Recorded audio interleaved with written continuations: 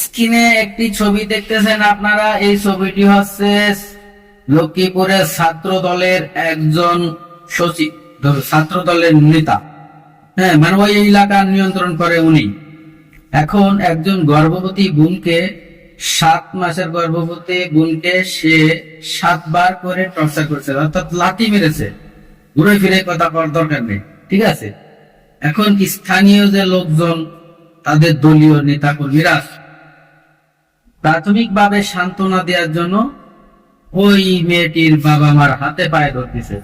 তখন যখন যে বাবা আমার মেয়ে 7 মাসের প্রেগনেন্ট, তখন তার প্রতি উত্তরে বলছেন যে এর মতো 2-1 যদি মারা কোনো সমস্যা নাই, এগুলো আমরা হজম করে নিতে পারবো, কারণ এখন দল ক্ষমতায়, এখন তো হজম করতেই পারবে।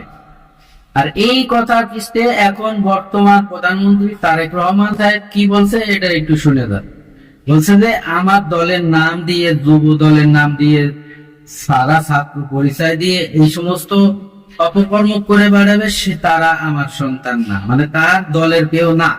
অর্থাৎ চোরকে কেউ, যদি কেউ অন্যায় করে, কেউ অপরাধ করে, কেউ লাইটিমি করে, লুচ্চমি করে, তার দলের সাপোর্ট সে বর্তমান প্রধানমন্ত্রী তারেক রহমান নিবে না। প্রয়োজনে ওই এলাকার এমপি কে বাদ দিয়ে দিবে।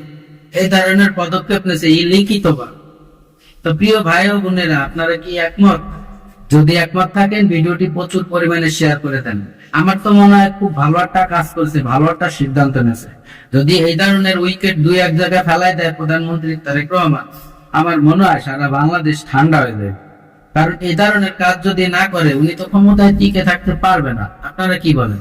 প্রিয় ভাইয়েরা, যদি ভালো লাগে ভিডিওটি প্রচুর পরিমাণে শেয়ার করে দেন, সবার দেখা উচিত। আপনাদের মতামত কমেন্ট বক্সে কমেন্ট করে জানাবেন। আপনারা যদি ভিডিওটি শেয়ার করে দিবেন, হয়তো এই ছাগলের বাচ্চার বিচারটা তাড়াতাড়ি আমরা দেখতে পাবো। আপনারা কি বলেন? একমত হলে ভিডিওটি শেয়ার করেন।